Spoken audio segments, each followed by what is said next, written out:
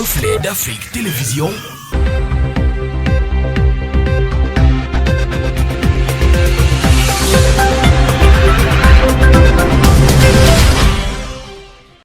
Madame, monsieur, bonsoir. Bien heureux de vous retrouver sur les antennes de Reflet d'Afrique Télévision dans le cadre de l'édition du soir de ce journal dont voici les titres. Happy End pour les employés de la société Samen et Fils, spécialisée dans la commercialisation du cacao café dans l'arrondissement de Konsamba, région du littoral, c'est au Cameroun. Après près de 10 jours de captivité dans un lieu tenu secret dans la région du sud-ouest, ils viennent d'être libérés par leurs ravisseurs après le versement d'une somme de 6 millions de francs CFA par leur employeur. Alors que le monde peine à trouver un traitement efficace face au nouveau coronavirus, des initiatives se multiplient au Cameroun pour stopper la progression de la pandémie au sein du corps social. Pendant ce temps, Paul Motazé, le ministre camerounais des Finances, annonce le déblocage d'un prêt de 135 milliards de francs CFA par le Fonds monétaire international pour accompagner le Cameroun dans cette croisade. Toujours en rapport avec le coronavirus, le Congo-Brazzaville vient de recevoir son lot de Covid organique. Cette tisane malgache censée guérir du virus a été remise symboliquement à Florent Timba, directeur du cabinet du président Sassou Nguesso. Madame, monsieur, voilà pour les titres.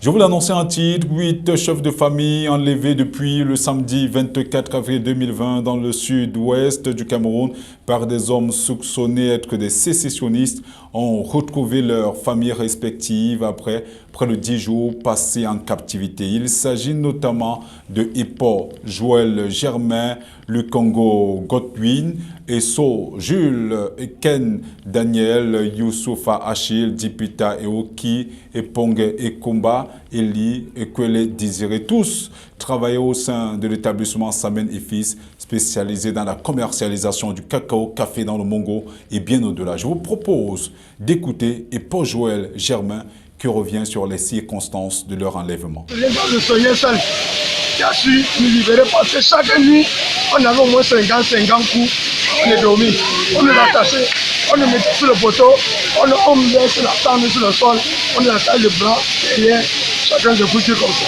Vous avez passé combien de jours avec eux? On a passé une semaine, 2 jours. 2 jours. Et qu'est-ce qu'ils ont demandé en rançon?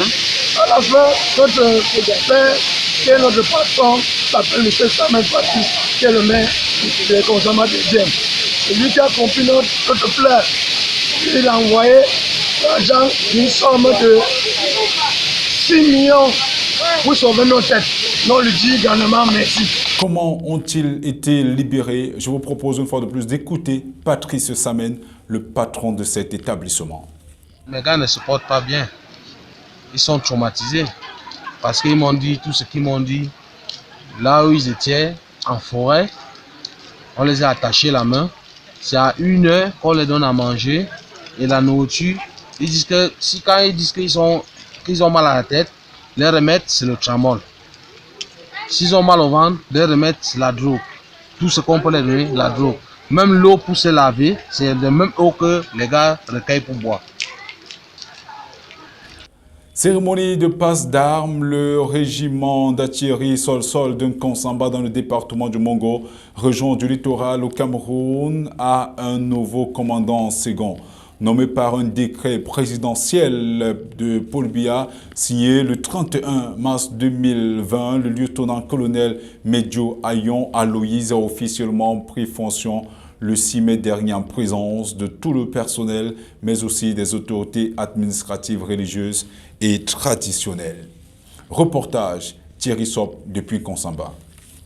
Il est désormais installé dans ses nouvelles fonctions de commandant en second du régiment d'artillerie sol-sol de Konsamba. Il remplace à ce poste, depuis le mouvement du 31 mars 2020, le lieutenant-colonel Mvembiwome Janvier Baudelaire, qui aurait passé 3 ans et 26 jours de bons et loyaux services auprès de ce régiment sol-sol de Konsamba, aujourd'hui appelé à faire montre de ses services à la 11e batterie d'appui du Berthois. Un véritable jeu de chaises musicales parce qu'il remplace à ce poste le lieutenant-colonel Medjo Ayon Aloïse qui revient sur ses premiers pas car, avant d'être nommé en ce poste, il venait fraîchement de ce régiment où il a servi pendant plusieurs années.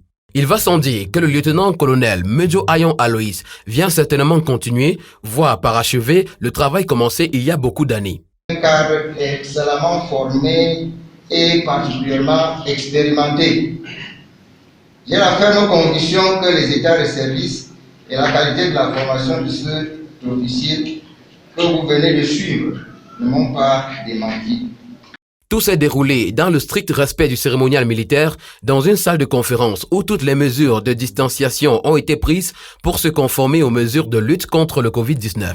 C'était en présence de Yves Bertrand Noël Ndjana, préfet du département du Mungo, qu'accompagnaient ses collaborateurs. La cérémonie a été présidée par le colonel Jean-Michel Mbembe qui, d'un bout à l'autre, a rappelé au lieutenant-colonel Mejo Ayon Aloïs les missions qui seront les siennes militairement dont il maîtrise le fonctionnement. Liquider les affaires courantes, il doit assurer et assumer la continuité du commandant. À l'élu du jour, le colonel Jean-Michel Mbembe a prescrit la compétence, la force de caractère, le désintéressement et la discipline dans le travail afin de voir le régiment d'artillerie sol-sol de Konsamba demeurer cette formation d'élite qui fera la fierté de l'armée camerounaise. Enfin, la discipline, c'est le cœur de la vie militaire. Et Marshal de Sacre disait, le précise, et je cite, la discipline militaire est l'âme de tout genre militaire. Fin de citation. Et le décret numéro 2007-1999 du 7 juillet 2007 portant règlement des disciplines générales dans les forces de défense le réitère dans son préambule, je cite, la discipline est la force principale des armées. Fin de citation. En tant que chef, vous devez être le modèle de discipline, un exemple tout court. Le lieutenant-colonel Mejo Ayon Aloïs, nommé par un décret du président de la République le 31 mars 2020, a officiellement pris fonction ce 6 mai en corps, âme et esprit, en présence de tout le personnel, mais aussi des autorités administratives, religieuses et traditionnelles. Cahier d'un retour au pays natal, ainsi peut-on interpréter le geste du chef de l'État camerounais qui vient d'ordonner le rapatriement de ses compatriotes bloqués dans de nombreux pays. Le gouvernement camerounais vient de prendre des mesures pour que des vols spéciaux soient organisés en faveur de 668 de ses compatriotes bloqués à l'étranger depuis la survenue de la pandémie du Covid-19. Ils retournent donc dans leur pays d'origine dès ce 8 mai 2020 selon le calendrier défini par le ministère des Relations extérieures.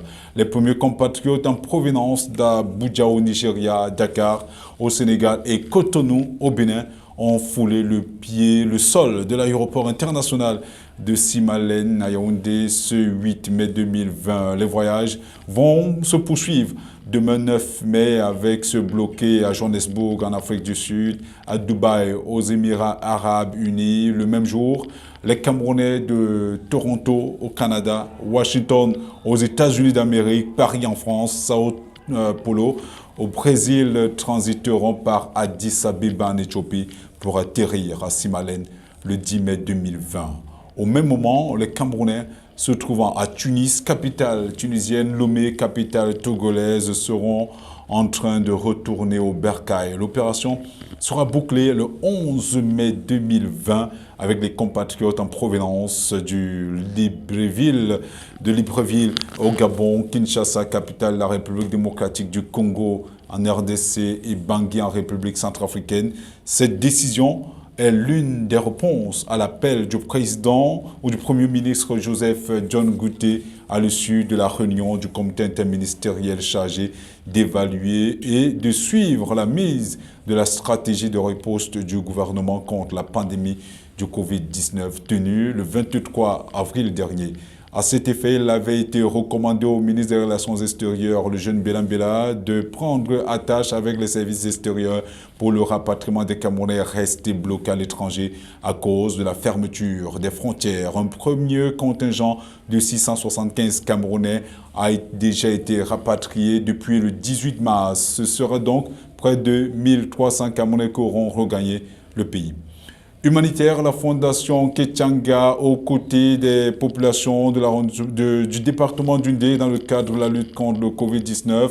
Depuis le 30 avril, cette caravane a sillonné orphelinats, hôpitaux ainsi que les 13 chefferies de ce département. Les détails dans ce reportage.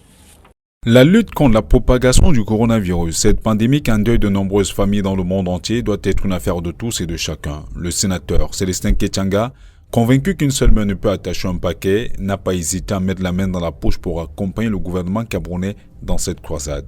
À travers la fondation qui porte son nom, il a décidé de venir dans un premier temps en aide aux populations d'Undé, département qu'il a vu naître, de Bangolap à Bazou en passant par Badunga, Bagnou, Bakon, Bawok, Balengou, Bamaha, Bamena, Banganfokam, Bangante, Bangwa et Bashingou. La caravane de la fondation Ketchanga, sans repli, a parcouru depuis le 30 avril dernier les 13 villages que compte le département d'Undé. À chaque étape, l'ambiance a été quasiment la même. Remerciements et plus de bénédictions pour le bienfaiteur et toute son équipe. L'acte qu'il vient de poser signifie qu'il se rappelle qu'il est originaire d'Undé. Et qu'il sait bien que partout où il va, les dieux d'Undé sont avec lui. Et je lui souhaite bon vent et que toutes ses activités marchent bien. Et que le chef d'État sache aussi que toutes les élites d'Undé, en commençant par le Natal, sont derrière nous. Je demande à ces populations de bénir de la façon traditionnelle leur fils qui leur a fait ce geste-là. Et d'utiliser ça à de bonnes fins pour que la pandémie qui sévit partout dans le monde et qui a déjà atteint le Cameroun finisse le plus rapidement possible. À côté des 13 chefferies, la caravane de la Fondation Ketchanga a également effectué plusieurs arrêts aux abords des routes pour distribuer des masques de protection et quelques produits de première nécessité constitués pour l'essentiel des sacs de riz, des morceaux de savon, de l'huile végétale, du sel et de l'eau minérale. Les centres hospitaliers n'ont pas été négligés dans cette croisade contre le coronavirus. Merci à la Fondation Ketchanga pour accompagner le personnel de santé dans la lutte contre cette pandémie. Vous savez, le personnel de santé est en premier dans la prise en charge des patients atteints de cette pathologie. Et depuis plus d'un mois, nous sommes au front. Il était de bon ton que les âmes de bien, de bonne volonté, comme la Fondation Ketchanga, pensent au personnel de santé. Pour être sûr qu'aucune couche de la société ne sera lésée dans cette douloureuse épreuve, la caravane de la Fondation Ketchanga s'est également arrêtée dans quelques orphelinats du département. Une sollicitude fort appréciée par de nombreux pensionnaires, notamment ceux de l'orphelinat La Bonne Case. Et nous remercions la Fondation Ketchanga pour ce geste en faveur des enfants de La Bonne Case. Vraiment, ce geste nous va très droit au cœur. Nous sommes très contents par rapport à cette action. En cette période de la pandémie du Covid-19 qui tue vraiment des milliers de personnes dans le monde entier.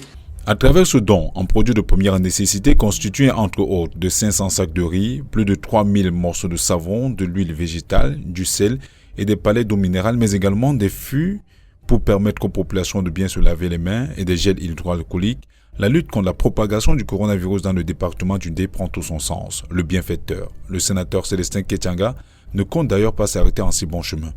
Merci, Fondation Ketchanga. Dans sa course à la recherche des financements devant soutenir la lutte contre le Covid-19, le Cameroun est passé à côté d'une bien belle désillusion post-engagement ficelé au départ comme s'il s'agissait d'un don. Le dossier du Cameroun a été corrigé pour répondre aux critères de prêt au titre de facilité de crédit rapide. Le gouvernement bénéficiera ainsi de 135 milliards de francs CFA pour faire face à la pandémie de l'heure. Les précisions de Serge Njoé.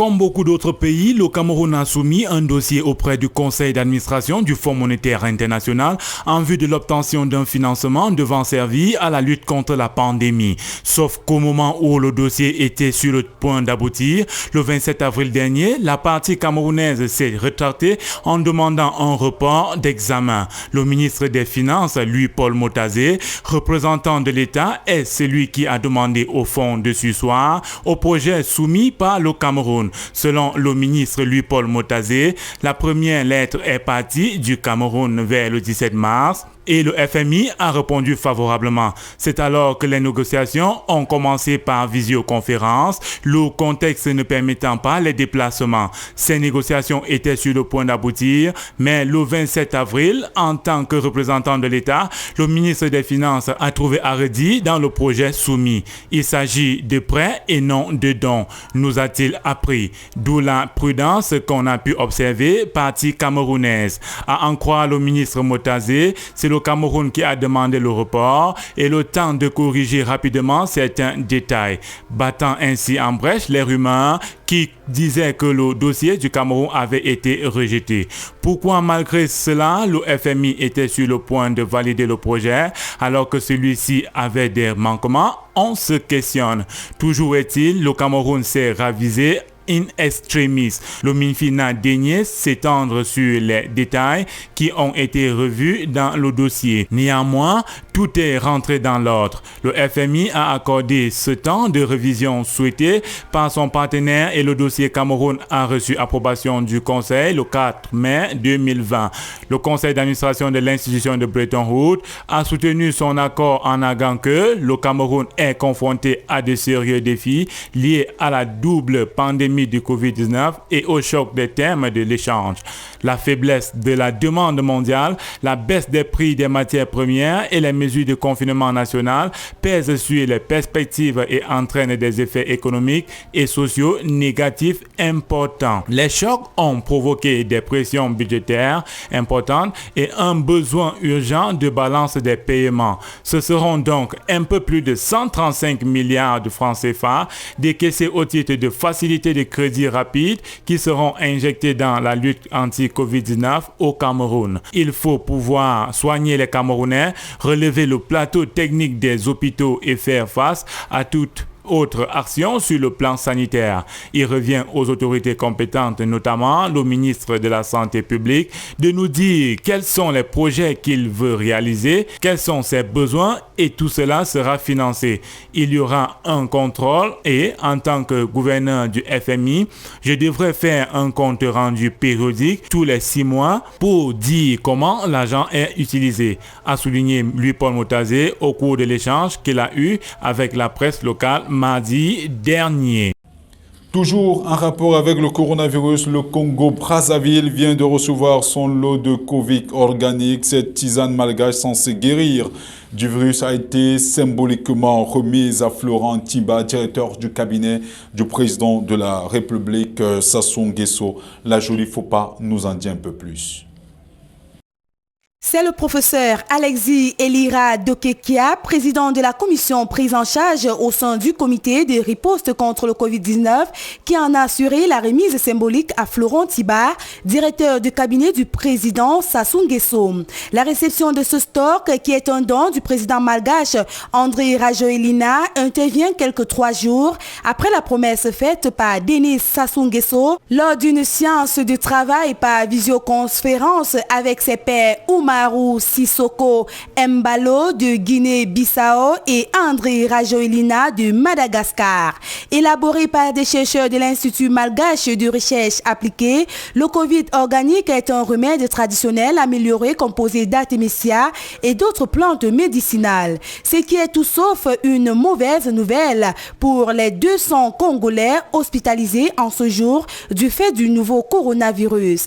Tant le produit a déjà fait ses preuves à Madagascar Madagascar, 151 cas, 101 guérisons et 0 décès, selon les mots de l'auteur du reportage sur la livraison. Pour l'instant, il n'est pas encore situé par rapport à son administration auprès des malades atteints du coronavirus, parce qu'on attend l'aval du président. Mais en attendant, les membres du comité scientifique vont définir le type de patients qui bénéficieront du traitement, voir s'il se fera en combinaison avec les produits qui sont déjà utilisés. Car l'étude de toxicologie est importante pour vérifier si une telle substance ne potentialise pas l'activité de l'autre, a expliqué le professeur Alexis Elira Dokekia. Mais si le médicament rencontre un franc succès dans de nombreux pays africains comme la Guinée équatoriale, le Bénin, la Guinée-Bissau et la Sierra Leone, des institutions internationales veulent avant tout des preuves scientifiques. Lundi dernier, le Centre africain de contrôle et de prévention des maladies, organe de l'Union africaine, a promis des discussions avec le gouvernement malgache autour du remède. Une fois les détails fournis, l'Union, par le biais du Centre africain de contrôle et de prévention des maladies, examinera les données scientifiques recueillies jusqu'à présent sur la sûreté et l'efficacité des matières organiques pour le Covid-19, peut-on lire dans un communiqué rendu public par l'Union africaine. Il sera donc question de s'appuyer sur les normes techniques et éthiques mondiales pour recueillir les preuves scientifiques nécessaires concernant les performances du remède. Quant à l'OMS, qui semblait très reprobatrice vis-à-vis du Covid organique en l'absence de preuves scientifiques, elle semble lâcher du lest. L'OMS accueille favorablement les innovations à travers le monde, y compris le recyclage des médicaments, des produits issus de la pharmacopée traditionnelle et de la mise au point de nouvelles thérapies dans le cadre de la recherche de traitements potentiels de la maladie à coronavirus 2019, peut-on lire dans un communiqué rendu public le 4 mai dernier dans le bureau Afrique basé à Brazzaville. Dans le reste de l'actualité, soulignons que 30 personnes ont été tuées du côté du Soudan dans des affrontements intercommunautaires dans l'état du Darfour du Sud, selon un communiqué du cabinet du Premier ministre soudanais Al-Dala Ad-Dok. Le gouverneur du Darfour du Sud a par ailleurs présenté un rapport détaillé de la situation dans la province, indiquant que les affrontements entre membres de tribus se sont soldés par la mort de 30 personnes. Il a par ailleurs rendu un vibrant hommage à tous ceux qui sont tombés et a appelé à la stricte application de la loi afin que ces incidents ne se renouvellent pas. Ces affrontements meurtriers ont éclaté mardi soir après un vol de bétail entre les membres de deux communautés rivales, la tribu arabe Al-Razika et la tribu africaine Al-Falata, a affirmé à l'agence France Presse une source communautaire sous couvert d'anonymat. Ils se sont déroulés à environ 80 km au sud-est de Yala, la capitale de l'état du Darfour du Sud, dans l'ouest du Soudan, selon une autre source. 9 personnes ont été tuées dans la nuit, puis 21 autres lors de nouveaux affrontements mercredi dernier dans la matinée. La situation est extrêmement tendue, mais les affrontements ont cessé depuis la tombée de la nuit.